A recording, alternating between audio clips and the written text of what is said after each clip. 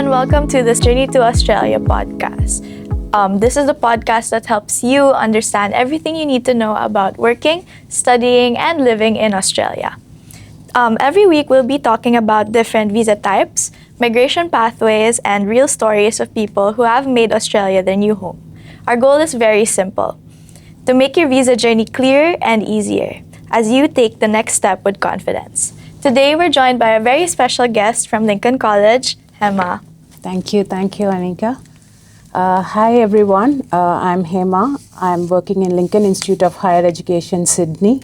I am in the role of Academic Learning Manager and also Student Experience Manager. So my role involves supporting students for their learning skills and also providing them a positive experience in the campus. So thank you so much for joining us today. So to start, could you give us an overview of why careers in childcare and community services are currently in such high demand in Australia? Thank you, Anika, for that question.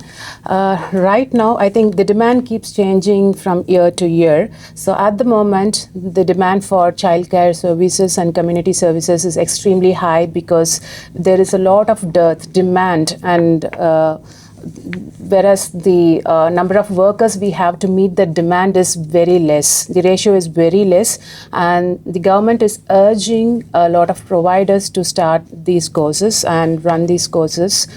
So I think this is the timely and more in demand. It is the need of the hour, and especially if they go to regional places, the demand is even more higher. Yeah. So how about job opportunities? What's like the average starting salary for graduates who complete a diploma in early childhood education and childcare or a Bachelor of Community Service? Okay. For any fresh graduates, the average salary, the beginning salary would be anywhere between 80,000 Australian dollars to 100,000 Australian dollars. And of course, it will vary based on their experience. So as they gain more experience, the salary will keep increasing. Yeah. That's a lot. So what is like the projected job growth? Like what does it look like in these sectors for over the next few years? Okay, so both childcare, early childhood education, and also community service has a projected growth of multiplying to 5. Like, from the current demand, there is going to be more demand. In fact, the ratio is going to be more higher. In fact, it's going to be 5 times more than the need right now. Yeah. So for Lincoln College, for example, like international students who want to study these courses, in your college, what are like the basic entry requirements, including like academic background and English proficiency? The advantage of doing both the courses, early childhood course and community service courses, is students from any stream, academic stream, are eligible to join the course. However, their English score requirement is 6.5 IELTS, and also they have to meet genuine student entry requirement, which includes their financial documents and also a strong statement of purpose explaining why they want to do this course. Yeah. For childcare courses, practical experience is essential, right? Yes. So how many placement hours or days are students required to complete, and what kind of support does the college provide to help secure these placements? Thank you. So normally the students are expected to complete at least 400 hours of internship in order to be qualified for any work, or to be qualified to be accredited by the relevant skill assessment body. So the college also have tie-up with a lot of organizations, and we are in the pipeline to add more. And so we ensure that every student gets internship opportunity and also placement opportunity. So it is not just internship, we are also giving them the pathway for placements. Yeah. So for Bachelor of Community Services, what kind of real-world experience or projects do students participate in during their studies? Yeah, so Bachelor of Community Service course includes a lot of practical experience as part of their course learning, and quite a few, if I could give some example, it would be students go on a cultural tour to learn about Aboriginal studies, because that is part of their studies, to understand their culture and how to provide counseling service for them. We also have a counseling service inside the campus, wherein students provide practical counseling to their clients, and of course that will be supervised by their teacher. Yeah.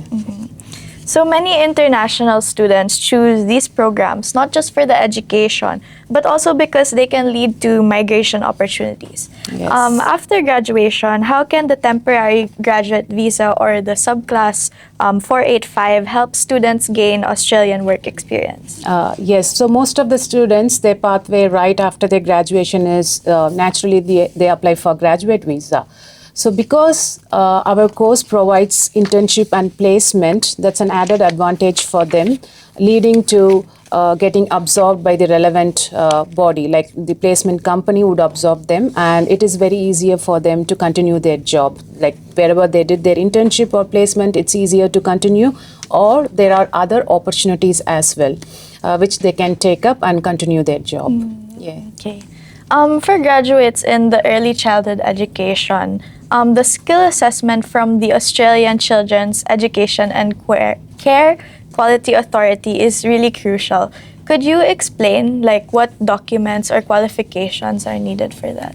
Thank you. So for every qualification, there is a separate skill assessment body assigned by Australian Immigration. So for early childhood, like you rightly said, ASICA is the accreditation body. So in order to successfully meet the skill assessment, the students should be able to provide all the relevant documents, including their passport, their cover letter, their CV should be updated, and their their history of internship and placements, and also their work experience. If they have gained work experience, they need to establish or explain their work experience with proper reference letter. So the reference letter from the respective employer should completely cover their duration of work and also the roles and responsibilities that they have taken during their work there.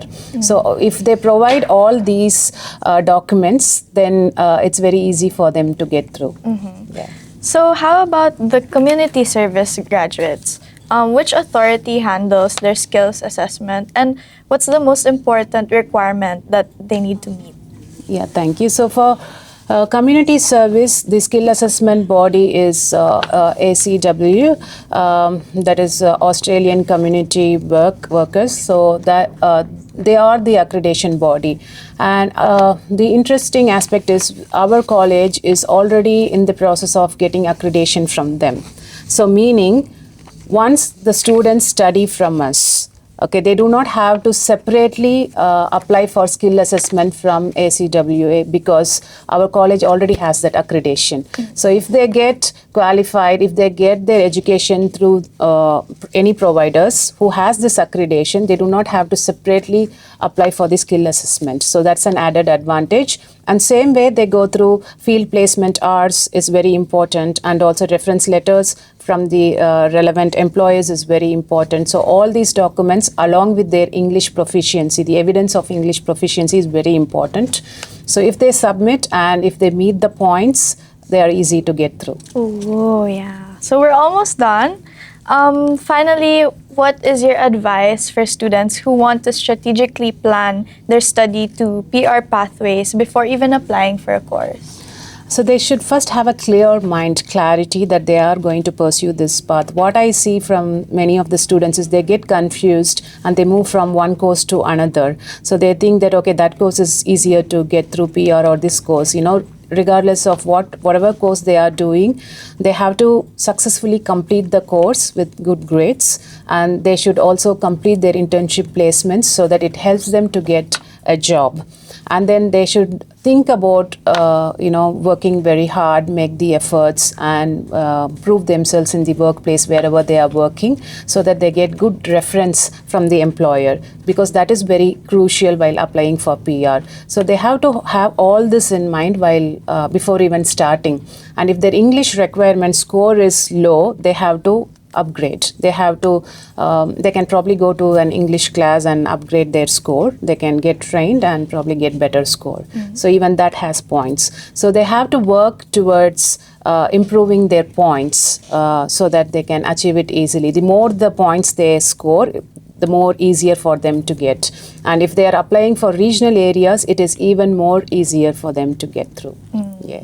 Okay, thank you so Thank much you. for answering a lot of the questions that I have for today. That's it for the second episode of the Journey to Australia podcast.